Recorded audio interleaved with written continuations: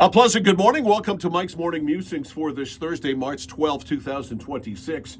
And it's great to be Cooper Flagg. You're young, you're 19, you're a good-looking kid. You got millions of dollars in your bank account, but you play for a lousy team. The Dallas Mavericks are awful.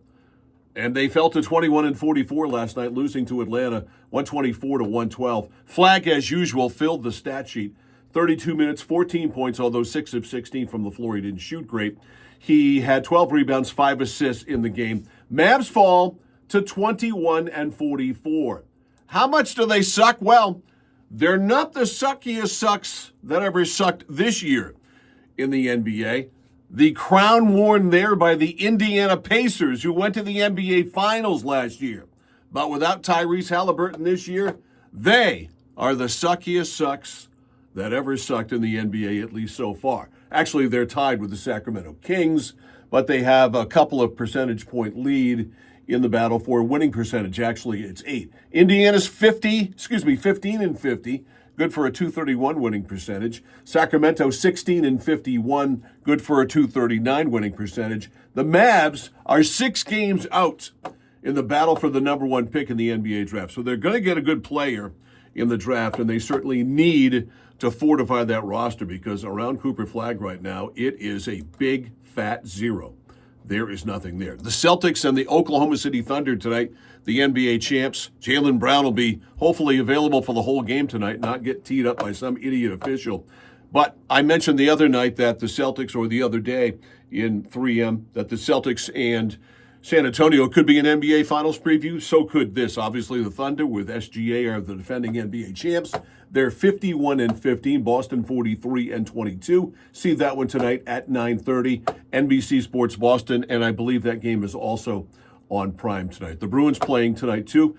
Macklin Celebrini and the San Jose San Jose Sharks are in town. Got my Sacramentos and my San Jose's confused. Game time there tonight at the Garden, 7 o'clock. All right. The World Baseball Classic, the Americans, I can say us, can I? Us. We have advanced to the quarterfinals thanks to the Italy win over Mexico last night. And I was looking at the roster or the box score from these games last night, and there's a lot of players who obviously are in Major League Baseball, aside from the Americans, but there are a lot of players who are playing for countries that, well, they're not from. All right, Jaron Duran, of course, is playing for Mexico and having a great World Baseball Classic, but Duran is an American. One of his parents is of Mexican descent. And there are a bunch of players on the Italian team that won last night. Obviously, their last names all end with a vowel, but many of them were born and raised here. Aaron Nola, the Italian pitcher last night, he's about as American as apple pie, hot dogs, and Chevrolet. Aaron Nola is from the Louisiana area. He grew up in Cajun country. He grew up in the swamps down in Louisiana, but because his grandfather came here several generations ago from Italy, he can play for Italy. So I thought, I'll look the rules up for the World Baseball Classic and see what they are. Here they are. Players eligible to participate if they meet any of the following. Citizen, if you're born in that country or you are a citizen and have a valid passport. Permanent residency, if you're a permanent legal resident. Birthplace. Parental heritage, the player has at least one parent who is a citizen of the nation or was at the time of their death. Parental birthplace, the player has at least one parent who is born in the nation or territory. Legal eligibility, the player can provide documentary evidence that they would be granted citizenship or a passport under the nation's laws, even if they haven't applied for it yet. And historical participation, the player has previously appeared on a nation's final roster for a WBC tournament or qualifier. Very loosey-goosey, don't you think? Nolan Arenado, who is an American, was born in Southern California.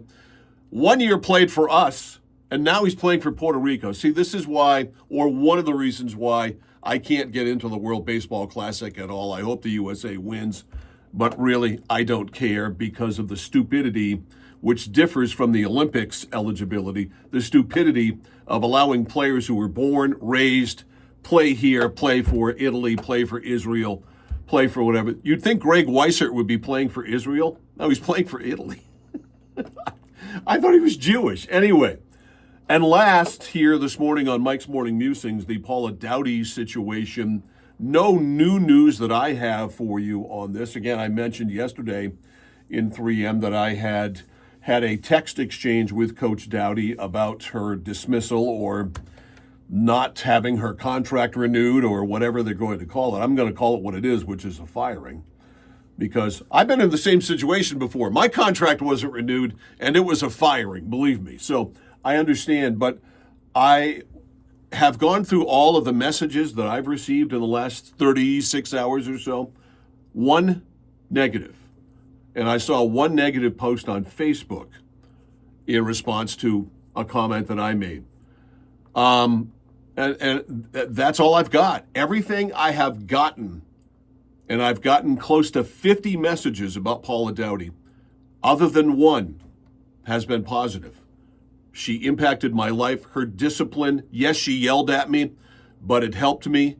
I got there on time. I learned good work habits. She busted our asses, but we were a better team for it and better people for it. That message was repeated many, many times. So nothing new as of today, and we'll keep an eye on things. And Coach Doughty told me that as soon as she is comfortable, which means as far as the legalities are concerned, she will talk to me and I will have an interview with her. So that's it. See you tomorrow.